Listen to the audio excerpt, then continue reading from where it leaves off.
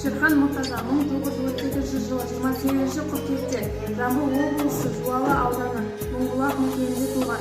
1955 жылы Ломоносов атындағы Мәскеу мемлекеттік университетінің журналистика факультетін бітірген.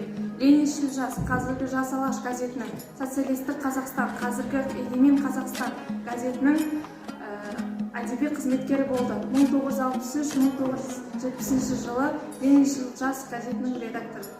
Орта жазушы баспасының жарнаманың «Жұлдыз» журналының бас редакторы, Қазақстан жазушылары одағының басқармасының екінші хатшысы, 1989-1992 жылы Егемен Қазақстан газетінің бас редакторы, 1992-1994 жылы Қазақстан Республикасының мемлекеттік телерадио компаниясының төрағасы болып істеді. Қазақстан Республика парламенті мәжіліс депутаты болды.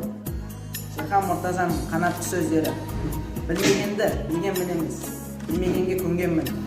Өтірікті кешіруге болады, ақтауға болмайды. Айтса дуалы ауыз айтсын, дарынды дарынды.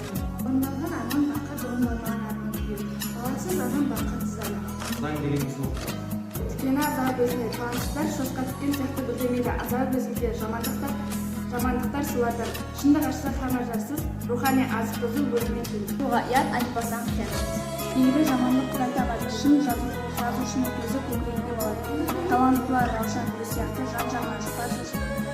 Көркем әдебиет ауыл артиллерия болса, лингвистика жеңіл кавалерия. Елге ұғымды тудырған күштермен обырлар. Әрбір адам бір-бірі бар. Құл мен намысы сіңген еді.